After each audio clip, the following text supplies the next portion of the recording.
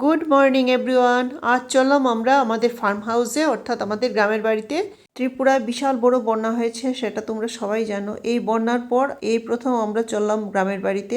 রাস্তাঘাট খুবই খারাপ, সেগুলি দেখা হয়নি অনেক দিন ধরে। তাই ভাবলাম যে ফ্লাডও হয়ে গেছে, বিশাল বড় ফ্লাড হলো ত্রিপুরাতে। তাই আমরা চললাম যে গ্রামের বাড়িটা একটু দেখে আসি।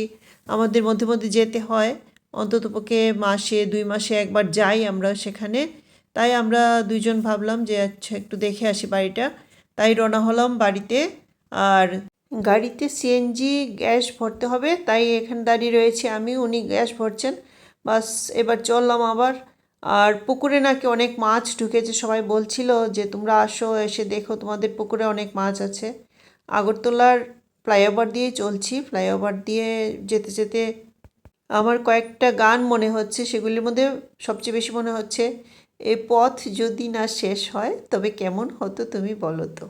রাস্তাঘাটের অবস্থা খুবই খারাপ, খুবই বিপজ্জনক। ফ্লাইওভার ক্রস করে যাব তো নদীর কাছে জ্যান্ত মাছ বিক্রি হচ্ছে, সেগুলি একটু কিনে নিলাম।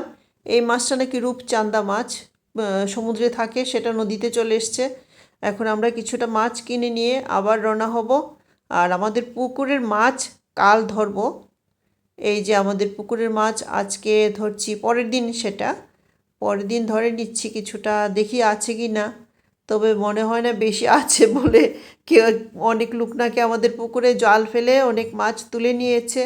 আমরা কিছুটা গুড়া মাছ, মানে নলা মাছ, এগুলি পেয়েছি। পুঁটি, মোরলা, তারপরে নলা, এগুলি কিছুটা পেয়েছি, সেগুলি নিলাম। আর আরেকটা পুকুর আছে, ওইটাতে গিয়ে আবার ধরবো, কিছুটা মাছ ধরবো। এই গ্রামের বাড়িতে গেলে এটাই আনন্দ, নিজের পুকুরের মাছ নিজেরা ধরে খেতে পারি, ফ্রেশ মাছ, একদম ফ্রেশ মাছটা খাওয়া যায়, এটাতেই আনন্দ। গ্রামের সবাই বলছিল এবার সব পুকুর নাকি ডুবে গেছে, সব বিশাল বিশাল পুকুর আছে সবগুলি ডুবে গেছে, যার ফলে সব মাছ বের হয়ে গেছে পুকুর থেকে। আর যেই জাল মেরেছে, মানে ফ্লাডের জলের মধ্যে, সেই প্রচুর মাছ পেয়েছে।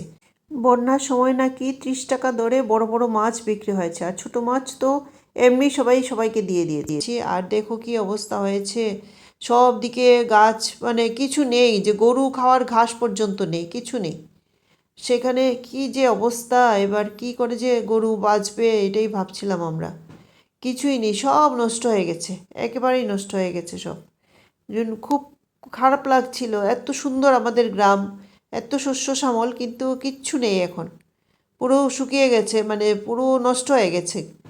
এখন নাকি আবার সরকার থেকে 3 মাসে একটা ধান উৎপন্ন হয়, সেটার বীজ দেওয়া হয়েছে। এবার কৃষকরা আবার লাগাচ্ছে সেই ধান যে 3 মাসে উঠলে পরে আবার পরের সিজনে অন্য আরেকটা ধান লাগাতে পারবে। এইভাবেই চলছে, ওদেরও খুব কষ্ট, যারা কৃষিকাজ করে খায় তাদের ভীষণ কষ্ট, মানে সাংঘাতিক অবস্থা এবার। মানে সব দিকে শুধু প্রচুর ক্ষতি হয়েছে সবার, কৃষকদের বিশেষ করে অনেক ক্ষতিগ্রস্ত হয়ে গেছেন ওনারা। এটা সামলাতে অনেক বছর চলে যাবে, এরকম ফ্লাড আর হয়নি, অনেক বছরের পরে এরকম হয়েছে।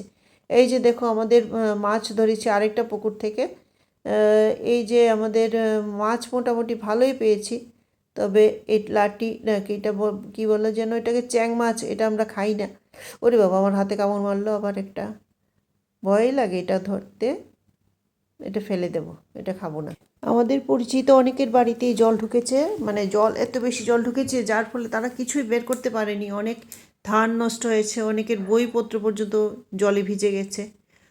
Thank you for watching, thank you.